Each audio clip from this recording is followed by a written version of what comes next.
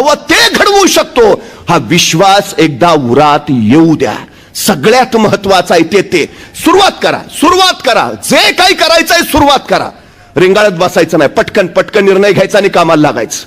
तुम्ही चंद्रयान मोहिमेबद्दल ऐकलंय, मला एका प्रश्नाचं उत्तर द्या. चंद्रावर पहिलं पाऊल कुणी ठेवलं? नील आर्मस्ट्रॉंग. पण खरंच नील आर्मस्ट्रॉंगच चंद्रावर पहिलं पाऊल ठेवणार होता का? याचं उत्तर आहे नाही. चंद्रावर पाऊल ठेवणार होता एडविन सी अल्डारिन. तो अपोलो यानाचा प्रमुख पायलट होता, तो अमेरिकेचा वैमानिक होता, स्पेस वॉकिंगचा त्याला अनुभव होता.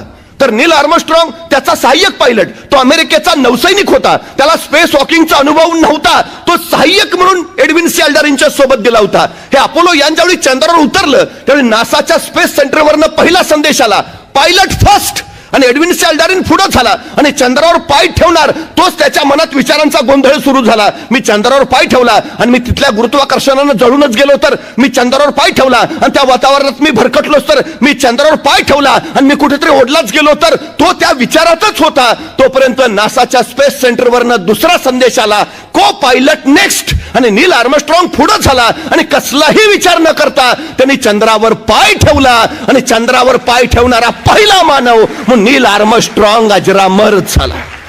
एडविन सी अल्डारिन मध्ये सगळ्या क्षमता होत्या, सगळी कौशल्य होती, सगळं सामर्थ्य होतं, त्याचा सगळा अभ्यास होता, पण फक्त तो योग्य वेळी निर्णय घेऊ शकला नाही आणि म्हणून तो मागे राहिला आणि पटकन निर्णय घेतला म्हणून नील आर्मस्ट्रॉंग अजरामर झाला. सगळ्यात महत्वाची गोष्ट, उरात आत्मविश्वास असेल तर पोरं रेंगाळत नाहीत, पटकन निर्णय घेतात आणि कामाला लागतात. पटकन निर्णय घ्यायला शिकवा, सगळ्यात महत्वाची गोष्ट आहे ती. आणि एकदा निर्णय घेतला की सुरुवात करा, मग मागं पुढे बघायची गरज नाही, सरळ सुरुवात. काही लोक निर्णय घेतात पण सुरुवातच करत नाहीत. सगळ्यात मोठी आमची अडचण आहे ती ही आहे, सगळ्यात मोठी. तुम्हाला माहिती आहे, जो पहिलं पाऊल उचलतो तोच पोचतो. 1000 मैलाचा प्रवास एका पावलानेच सुरू होतो. सुरुवात तर करायला हवी. एका टेकडीच्या पायथ्याशी एक सद्ग्रस्त उभा होता, वेळ मावळतीची, अंधार पडलेला.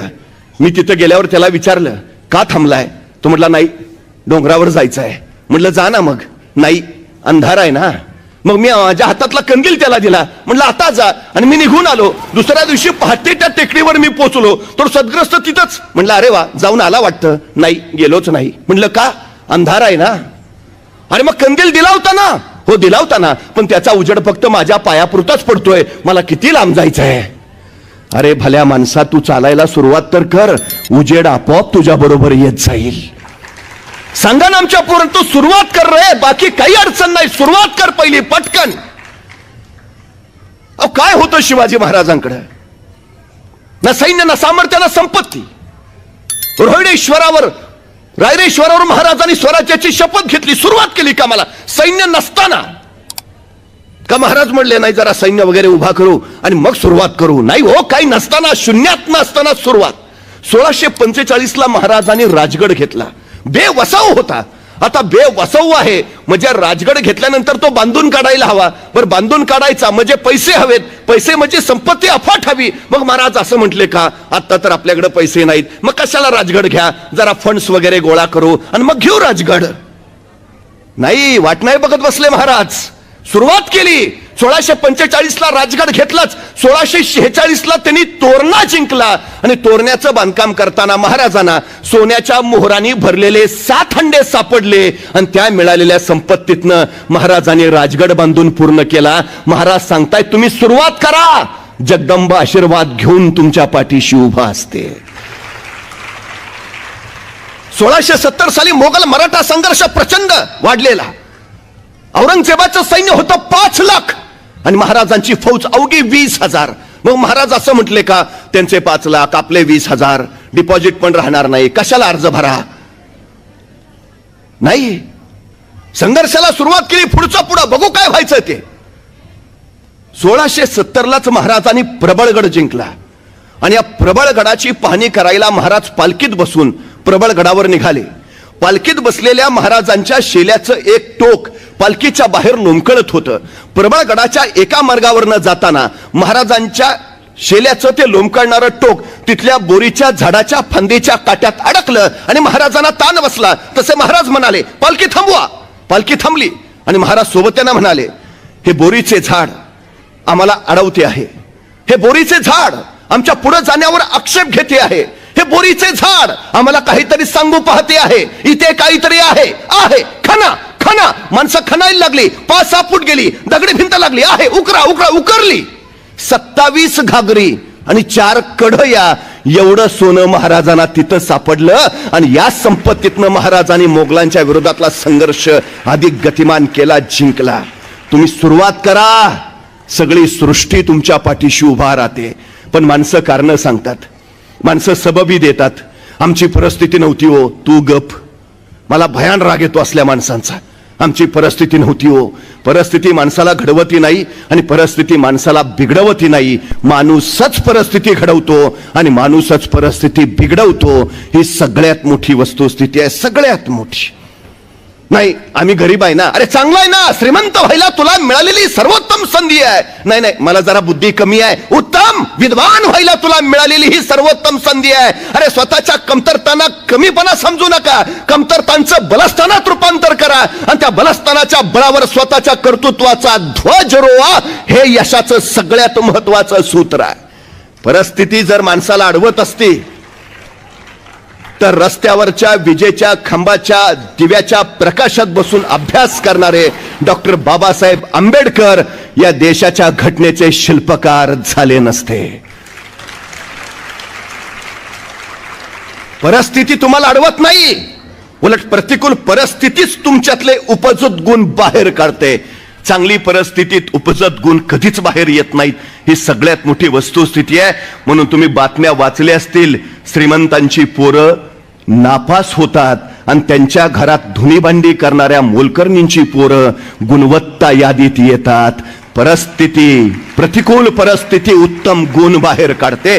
संकटांना संधी मानायला हवं, कारण संकट तुम्हाला अडवायला येत नाहीत. संकट तुमची उंची वाढवायला येतात. अडथळे तुम्हाला थांबवायला येत नाहीत. अडथळे तुमच्यातल्या क्षमता बाहेर काढतात. अडचणी तुम्हाला रोखायला येत नाहीत. अडचणी तुमच्यातली कौशल्य बाहेर काढतात. संकट, अडथळे, अडचणी स्वागत करायलाच हवं, कारण तीच तुम्हाला घडवतात. तुमच्यातनं मूर्ती घडायची आहे ना, मग घाव सोसावेच लागतील.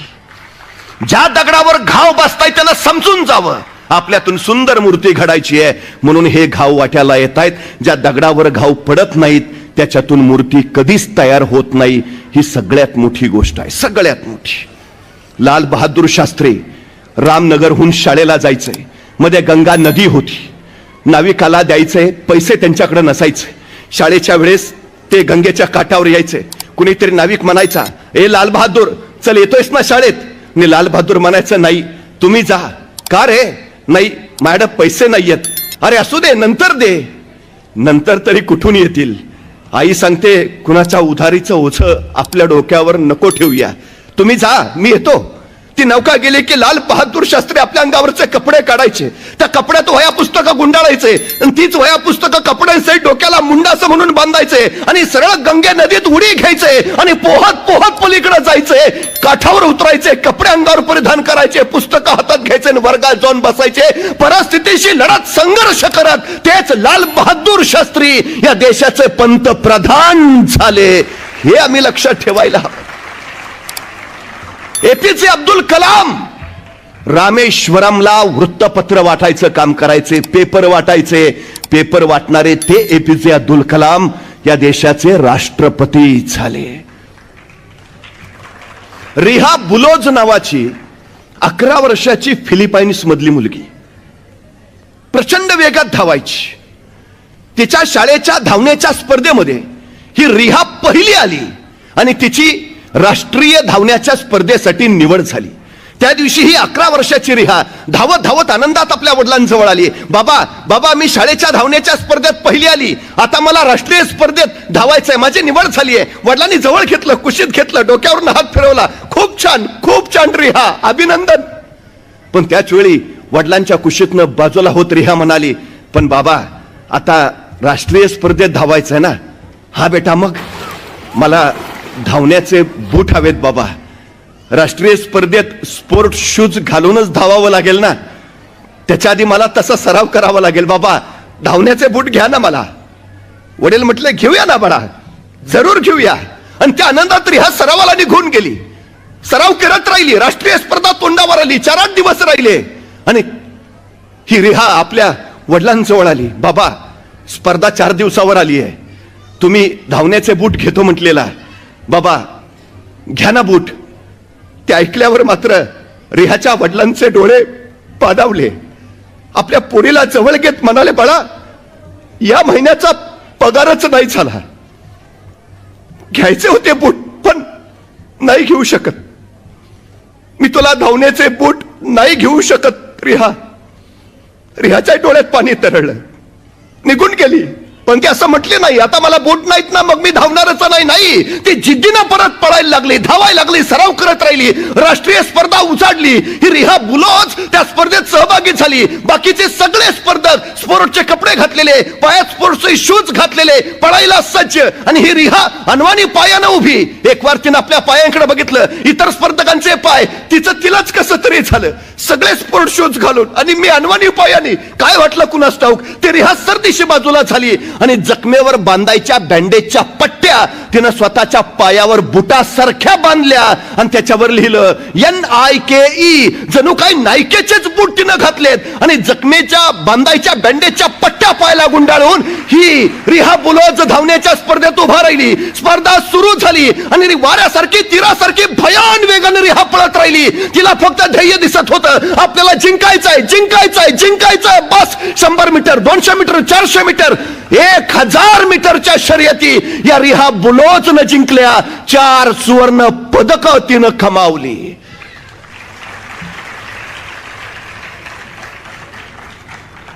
ही रिहा बुलोज सांगते, परफॉर्मन्स बुटात नसतो, परफॉर्मन्स डोक्यात असतो. पायात वेग यायचा असेल तर आधी मनात वेग असायला हवा. वस्तू, गोष्टी, कपडे, बूट ही साधनं आहेत साध्यापर्यंत पोहोचण्यासाठी. पण हल्लीच्या पिढीची या गोष्टी हेच साध्य झालंय. ते नाहीत म्हणजे मला काही करताच येणार नाही. सांगा त्यांना हे साध्य नव्हे, साध्य खूप मोठं आहे, खूप मोठं आहे. त्यासाठी या गोष्टी असाव्याच, काही नाही. आणि तुम्ही तर सगळे भाग्यवान आहात. निलेशजी सांबरेन सारखा तुम्हाला हवं ते देणारा एक ज्ञानसंकुल उभारणारा लोकनायक तुमच्या पाठीशी ठामपणे उभा आहे. मला विशेष कौतुक वाटतं, मी ज्यावेळी झडपोलीमध्ये गेलो, एक 450 बेडचं मल्टी स्पेशालिटी हॉस्पिटल तिथं आहे. जिथं शासकीय रुग्णालय नाही झालं तिथं निलेशजी सांबरेंनी तिथल्या लोकांसाठी multi specialty office, medical hospital उभारलंय. मुलं शिकावीत, मुलं पुढे जावीत, परिस्थिती त्यांना आडवी येऊ नये यासाठी 10 CBSEच्या शाळा, तब्बल 45 ग्रंथालय, वाचनालय, MPSC UPSC ची स्पर्धा परीक्षाची तयारी करणारी अनेक ठिकाणं त्यांनी निर्माण केली. मला वाटतं आज आपण 9 अभ्यासिकांचं आणि स्पर्धा परीक्षांच्या केंद्राचं उद्घाटन करणार आहोत. हे सगळं आहे. आता काळ आता नाही की आता आमच्याकडे काही नाही. सगळं सगळं उपलब्ध करून देणारी माणसं जर आपल्या सोबत असतील तर आपल्याला पळायला आता अडचण काय आहे हा सगळ्यात महत्वाचा विषय. सगळ्या गोष्टी तुमच्याकडे आहेत, सगळ्या गोष्टी आहेत, फक्त करायला हव्यात. एक गोष्ट लक्षात ठेवा, यशाला शॉर्टकट नसतो, मेहनतीला पर्याय नाहीच आहे, अजिबात नाही. कष्ट करावेच लागतील. तुमच्या यशाच्या वृक्षाची उंची किती वाढावी हे त्या वृक्षावर कधीच अवलंबून नसतं, तर त्या वृक्षाच्या मुळाशी तुम्ही किती घाम गाळता यावर ठरतं वृक्ष किती उंचीवर जाणार आहे ते. तुमचे कष्ट, तुमची मेहनत तुमच्या यशाची उंची वाढवत असते. जितके अधिक कष्ट करता येतील, जितकी मेहनत करता येतील तितकी करा, तरच तुम्ही शिखरावर पोहोचू शकता. हे सगळ्यात आणि सगळ्यात महत्वाचं आहे. सगळ्यात. वर्गात गुरुजी वह्या तपासत होते. एका मुलाजवळ आले, कुठाय रे वही? आणि तो मुलगा म्हणाला, गुरुजी विसरली. गुरुजी संतापले, हात पुढं कर. त्या मुलानं हात पुढं केला आणि छडी मारणार त्याच वेळी गुरुजी त्याच्या हाताकडे बघत म्हणाले, तुला मारून तरी काय उपयोग आहे? तुझ्या हातावर विद्येची रेषाच नाही. त्या मुलाला क्षणभर वाईट वाटलं. विद्येची रेषा नाही. त्यानं गुरुजींना विचारलं, गुरुजी विद्येची रेषा कुठं असते? गुरुजींनी सांगितलं, इथं इथं हातावर विद्येची रेषा असते. ज्याच्या हातावर विद्येची रेषा ती मुलं शिकतात, मोठी होतात. तुझ्या हातावर विद्येची रेषाच नाही. तू काय होणार? तुला मारून तरी काय उपयोग आहे?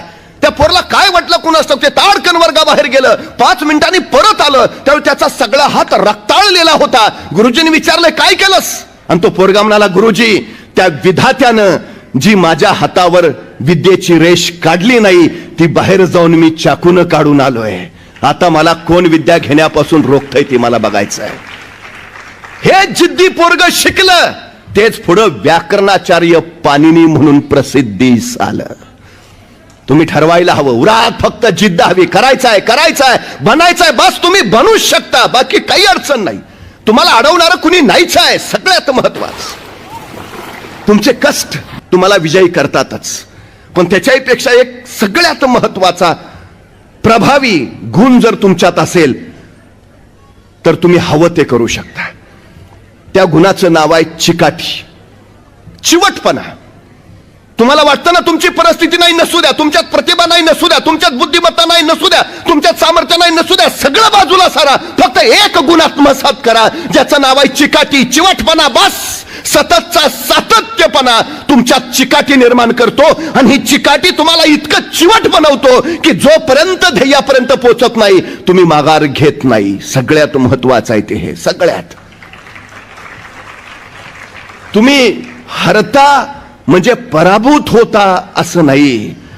तुम्ही माघार घेता तेव्हा पराभूत होता. हे पहिल्यांदा लक्षात असू द्या. तुम्ही किती वेळा पडता अजिबात महत्व नाही.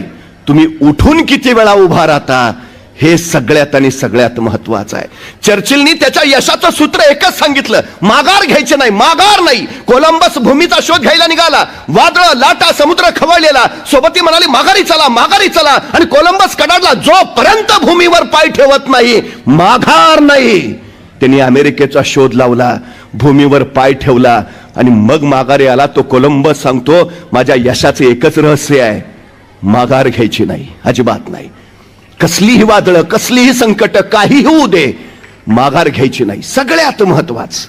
मुंगी बघितली तुम्ही? मुंगी केवढीशी, तिचं डोकं केवढंसं, डोक्यातला मेंदू केवढासा. तरी पण त्या मुंगीला बरोबर कळतं कुठल्या शहरातल्या, कुठल्या प्रभागातल्या, कुठल्या वॉर्डमधल्या, कुठल्या घरातल्या, कुठल्या खोलीतल्या, कितव्या कपाटावरच्या, कितव्या फळीवर किती नंबरचा साखरेचा डबा आहे. सांगावं लागतो रस्ता. मुंगी कणभर असते, महिनाभरात मनभर साखर खाऊन फस्त करते. तिला फक्त तिचं ध्येय दिसतं, फक्त ध्येय दिसतं, दुसरं काही नाही. एवढीशी मुंगी जर आपलं ध्येय गाठत असेल, आपल्याला अडचण काय आहे तुम्हाला माहिती आहे? मुंग्या दृष्टीहीन असतात, मुंग्यांना डोळे नसतात, पण तरीही मुंग्यांची रांग चुकलेली तुम्हाला कधी दिसणार नाही. तुम्हाला यशस्वी व्हायचं आहे ना आयुष्यात, सगळ्यात महत्वाची गोष्ट आहे शिस्त. जे ठरवलंय त्यानुसारच चालायला हवं.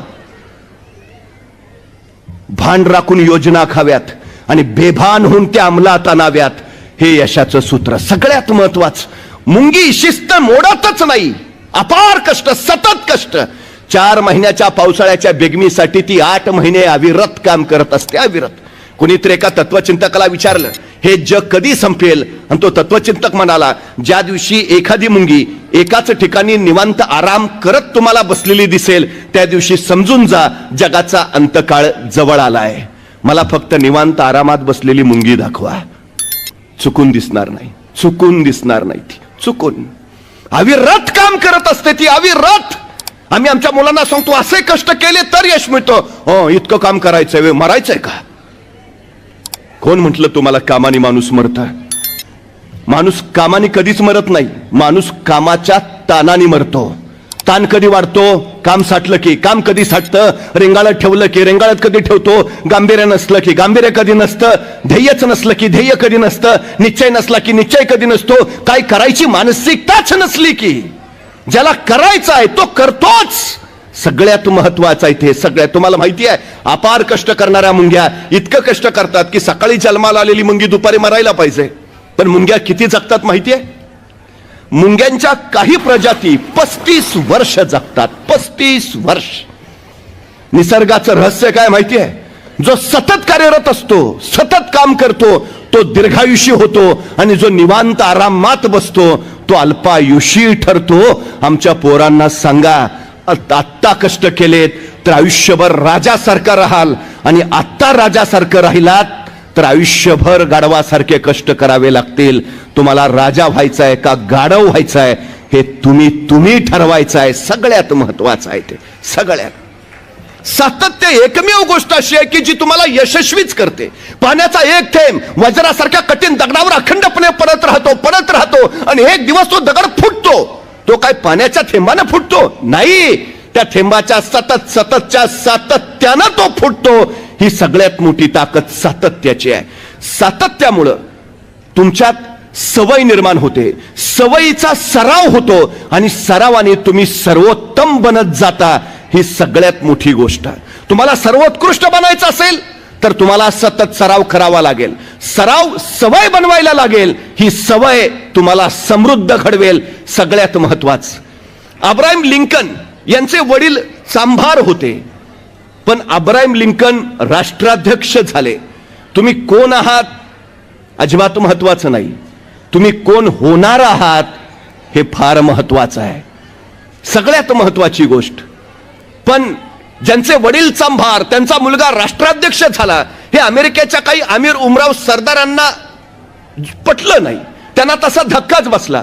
राष्ट्राध्यक्ष म्हणून अब्राहम लिंकन यांचं पहिलं भाषण सभागृहामध्ये होतं. अब्राहम लिंकन भाषणासाठी आले आणि त्याच वेळी त्यांचं राष्ट्राध्यक्ष होणं खटकलेला एक आमिर अब्राहम लिंकनना म्हणाला, अब्राहम लिंकन, तुम्ही राष्ट्राध्यक्ष झाला असाल पण तुमचे वडील एक चांभार होते हे तुम्ही विसरू नका. सगळ्या सभागृहाला वाटलं की अब्राहम लिंकनचा कोण अपमान झाला, आता काय अब्राहम लिंकन बोलतायत, असा अपमान. पण आपल्या डोळ्यात आलेलं पाणी पुसत अब्राहम लिंकन भाषणाला उभा राहिले आणि त्या अमीर उमरावाला म्हणाले, बरं झालं माझ्या राष्ट्राध्यक्ष पदाच्या पहिल्याच दिवशी तुम्ही मला माझ्या वडिलांची आठवण करून दिलीत. आज मी जो काही आहे तो माझ्या वडिलांमुळे आहे. मला मान्य आहे माझे वडील चांभार होते, तुमच्या पायातले सगळ्यांचे बूट माझ्या वडिलांनीच शिवलेली आहेत हेही मला माहिती आहे. पण मला अभिमान याचा आहे की या देशाची सत्ता राबवणाऱ्या सगळ्या आम्ही उमरावांना माझ्याच वडिलांच्या हातचे बूट लागतात, इतके माझे सर्वोत्कृष्ट काम करतात. ही माझ्या दृष्टीनं सगळ्यात मोठी अभिमानाची गोष्ट आहे.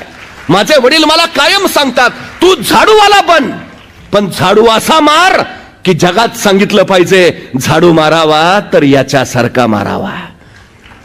काय जे